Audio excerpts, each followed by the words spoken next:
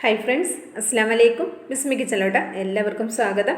ഇന്ന് നമ്മൾ മുട്ട കൊണ്ടൊരു കൂട്ടാനാണ് തയ്യാറാക്കി എടുക്കുന്നത്. ഇത് നമുക്ക് സ്കൂൾക്കോ ഓഫീസിലേക്കൊക്കെ കൊണ്ടുപോകാൻ പറ്റിയതാണ്. ചോറിൻ്റെ ഒപ്പം നമുക്ക് അടിപൊളി കോമ്പിനേഷനാണ്. നമുക്ക് എത്ര ചോറ് വേണമെങ്കിലും കഴിക്കാൻ പറ്റും. അപ്പോൾ എങ്ങനെയാണെന്ന് നോക്കാം. അതിനിട്ട് ഇതേപോലെ ഒരു പാത്രം അടുപ്പത്ത് വെച്ച് കൊടുത്തിട്ടുണ്ട്. ഇതിലേക്ക് നമുക്ക് വെളിച്ചെണ്ണ ഒഴിച്ചു കൊടുക്കാം. ഒരു 3-4 ടേബിൾ സ്പൂൺ വെളിച്ചെണ്ണ ഒഴിച്ചു കൊടുക്കാം. കുറച്ച് വെളിച്ചെണ്ണ കൂടിയാലും നല്ല ടേസ്റ്റ് ആയിരിക്കും. വെളിച്ചെണ്ണ ഇല്ലെങ്കിൽ മാത്രം നമുക്ക് ഓയിൽ യൂസ് ചെയ്താൽ മതി കേട്ടോ. വെളിച്ചെണ്ണയാണ് കുറച്ചുകൂടി ടേസ്റ്റ്. വെളിച്ചെണ്ണയിൽ ചൂടായി വന്നപ്പോൾ ഒരു 1/2 ടീസ്പൂൺ കടുക് ചേർത്ത് കൊടുത്തിട്ടുണ്ട്. കടുക് ഒന്ന് പൊട്ടി വരുമ്പോൾ ഇതിലേക്ക് 250 ml കപ്പിൽ 1 കപ്പ് സവാള നന്നായിട്ട് ചോപ്പ് ചെയ്തെടുത്തതാണ്, അത് ചേർത്ത് കൊടുക്കാം. അപ്പോൾ ഞാൻ ഈ 1 കപ്പ് സവാള എന്ന് പറയുന്നത് ഒരു വലിയ സവാള ചെറുതായിട്ട് ചോപ്പ് ചെയ്തെടുത്തതാണ് കേട്ടോ. ഇനി ഇതിലേക്ക് ഒരു പച്ചമുളക് ചേർത്ത് കൊടുക്കുന്നുണ്ട്. എരിവിനനുസരിച്ച് പച്ചമുളകിൻ്റെ അളവ് കൂട്ടാം. ഇനി ഇതിലേക്ക് കുറച്ച് കറിവേപ്പിൻ്റെ ഇല ചേർത്ത് കൊടുക്കണം. പിന്നെ ഇതിലേക്ക് നമുക്ക് ആവശ്യത്തിനുള്ള ഉപ്പ് കൂടെ ചേർത്തിട്ട് നമുക്കിത് നന്നായിട്ടൊന്ന് വഴറ്റിയെടുക്കണം.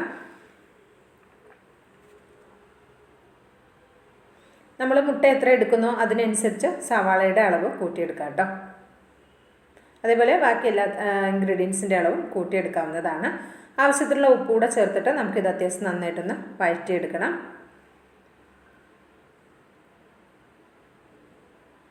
നല്ല രീതിയിലൊന്ന് വാടി വരണം കേട്ടോ. അതുവരെ നന്നായിട്ടൊന്ന് വാട്ടിയെടുക്കുക. ഒരു മീഡിയം ഫ്ലെയിമിൽ വെച്ചിട്ട് വാട്ടിയെടുത്താൽ മതി. അത്യാവശ്യം നന്നായിട്ട് വാടി വന്നിട്ടുണ്ട്.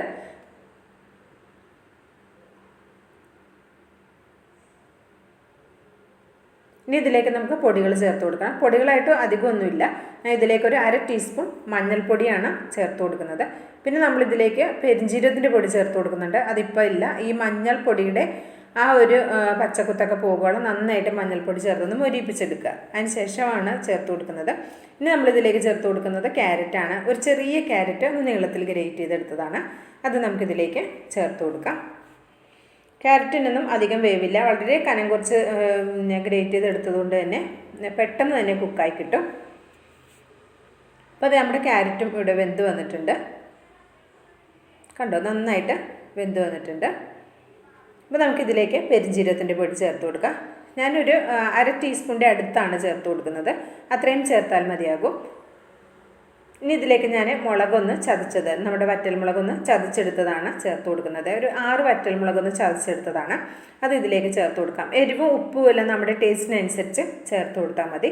ഇനി ഈ വറ്റൽമുളകിൻ്റെയും കൂടി ആ ഒരു പച്ചക്കുത്ത് പോകുവോളം നന്നായിട്ടൊന്ന് വഴറ്റിയെടുക്കുക. ഒരു മീഡിയം ഫ്ലെയിമിൽ വെച്ചിട്ടാണ് കേട്ടോ വഴറ്റിയെടുത്തിട്ടുണ്ടായിരുന്നത്. ഇനിയാണ് നമ്മളിതിലേക്ക് മുട്ട ചേർത്ത് കൊടുക്കുന്നത്. ഞാൻ ഇതിലേക്ക് ഒരു 5 മുട്ടയാണ് ചേർത്ത് കൊടുക്കുന്നത്. ഇപ്പോൾ മുട്ട നമുക്ക് എത്ര വേണം അതിനനുസരിച്ച് ബാക്കിയുള്ള ഇൻഗ്രീഡിയൻസും കൂട്ടിയെടുത്താൽ മതി കേട്ടോ.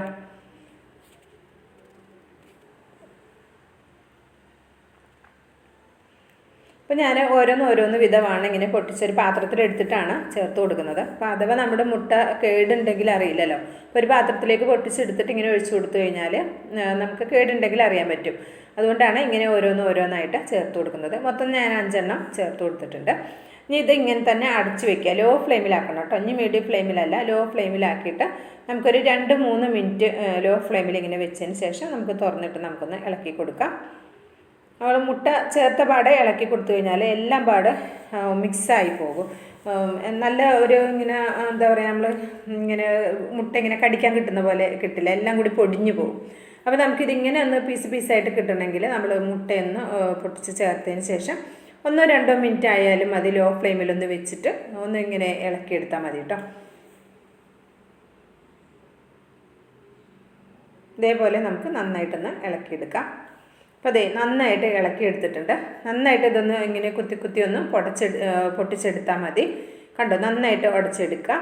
അപ്പോൾ നല്ല പീസായിട്ട് വേണമെങ്കിൽ ഇത്ര ഉടയ്ക്കേണ്ട ആവശ്യമില്ല. അതൊക്കെ നിങ്ങളുടെ ഇഷ്ടത്തിനനുസരിച്ച് ചെയ്യാവുന്നതാണ്. അപ്പോൾ വളരെ സിമ്പിളായിട്ട് ചെയ്തെടുക്കാവുന്ന നല്ല ടേസ്റ്റി ആയിട്ടുള്ളൊരു അടിപൊളി കൂട്ടാനാണ്. അപ്പോൾ സ്കൂൾക്ക് ഓഫീസിലേക്കൊക്കെ പോകുന്നവർക്കും കൊണ്ടുപോകാം. അതുപോലെ തന്നെ വീട്ടിൽ പ്രത്യേകിച്ച് കറികളൊന്നും ഇല്ലാത്ത സമയത്തും കഞ്ഞിക്കും ചോറിനും ഒക്കെ കഴിക്കാൻ പറ്റിയതാണ്. പിന്നെ അതുപോലെ തന്നെ ചൂട് കട്ടൻ ചായൻ്റെ ഒപ്പം 4 മണിക്കും കഴിക്കാനും നല്ല ടേസ്റ്റാണ്.